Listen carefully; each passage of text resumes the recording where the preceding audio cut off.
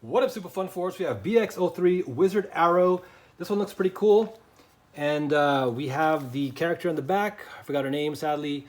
Obviously, as I start watching the anime, I can translate it, research it, and find out. I know the main character obviously is Bird, but we have here a stamina type. Again, right spin.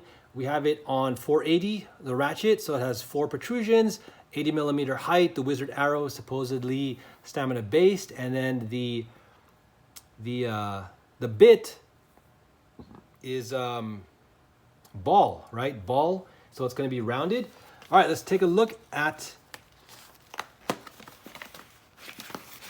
the Beyblade Wizardarrow. I think this character is cool. It's good to see a female character being part of the original main crew of characters. The first time we started to see something like that was obviously with Magma Ifritor. I forgot her name already. Was it Ilya? But she only came in for a short appearance to battle Louis and Bell, against the DB with her Hasbro. Sadly, too, they gave her a Hasbro Bay, which we all know could never compete against Sakura Tomy. Not the generic Hasbro stuff that's just simple plastic. All right, so let's take a look here.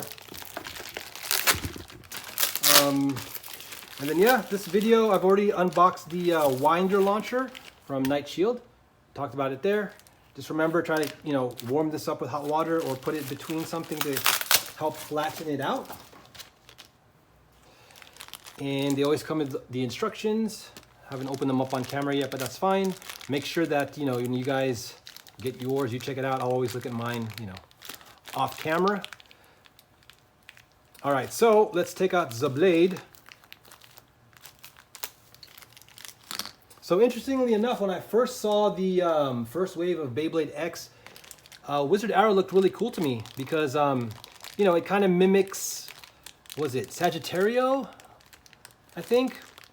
I'll tell you in just a second why. And the shape looked pretty distinct to me, and seeing this cloaked character again, super 80s retro, the cartoony art style. It also reminds me of Final Fantasy, the Black Mages, especially from Tactics. I liked how they illustrated the Black Mages in Final Fantasy Tactics way back when on the PlayStation, PlayStation 1.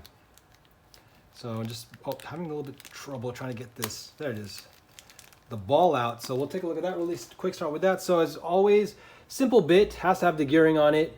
I like the yellow color, and it's just round. It's going to obviously kind of tilt, so that could be a downside. We've seen that problem affect Hasbro. It actually wasn't a bad thing in Dynamite Battle because the curvature of the stadium and being able to put your base in high mode can actually help stamina. We'll see how that works here. Obviously, the stadium is a lot flatter, so it's going to perform a little bit more like the original drivers that were kind of not as strong later on in the series from Burst, like Excel and Fusion, where they're just typical plastic drivers. After a while, they just kind of fall over, and again, problem with a lot of Hasbro drivers.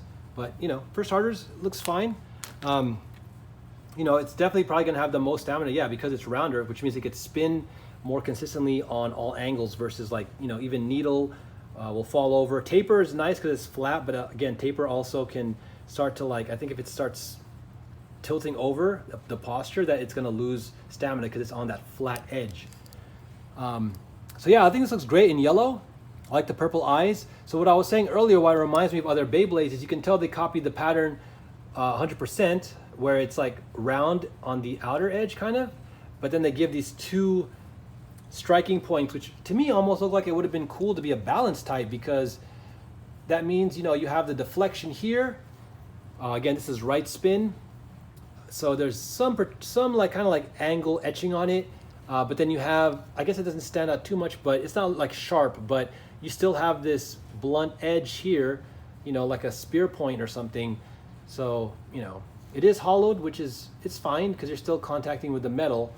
But I think that would make this one look like it actually would be a little bit lighter. So to me, I like light middleweight staminas. You don't want, if you guys have paid attention to my Dynamite Battle and GTs, if you make too heavy of a stamina Beyblade, you're hurting its stamina.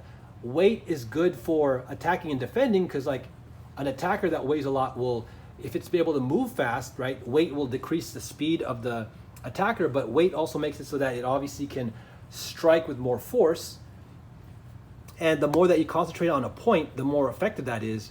And then with the defense, you want to be able to tank hits, because if you're too light, you're just going to get jostled, smacked around, hit the wall, get knocked out.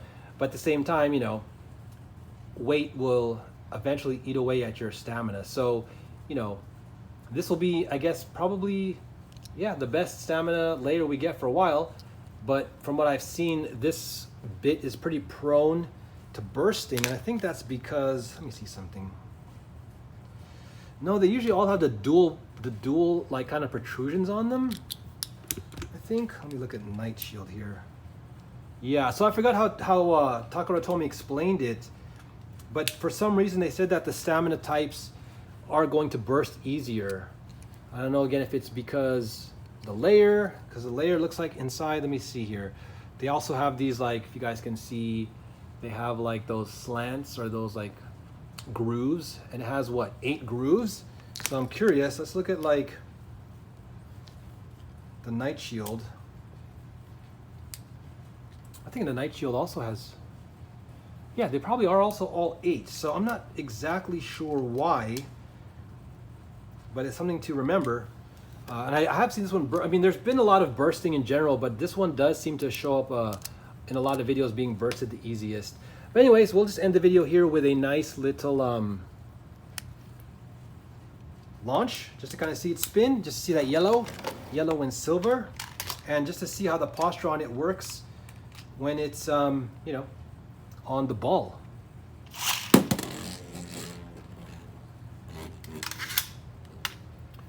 So it looks like, yeah, out of the other ones I've launched with, you know, Dranzer, Dran Sword, Skull, Scythe, and Knight Sword, those ones all look like they start to wobble.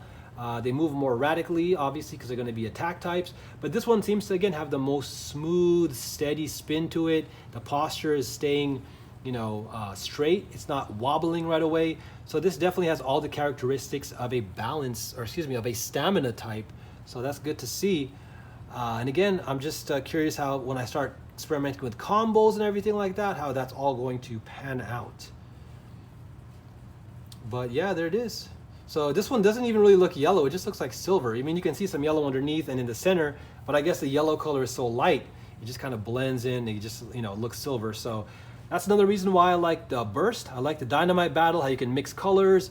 There's so much colors in the layer. You can make them, you know, multicolored, solid colored, and you can enjoy them when they're spinning. They make like a nice aesthetic presentation.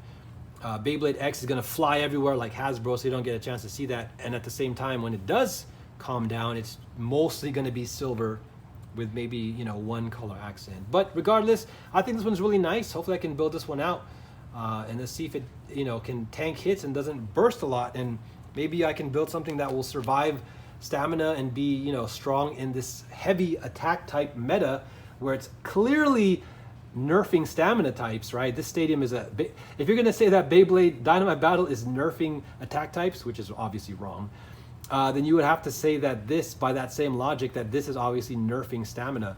But I don't care. I don't want to say that as a negative. I mean, it's obviously built to have high speed, right? Beyblade Extreme into attack, and that's going to be the gimmick. So the challenge is making stamina types that can, you know, win consistently.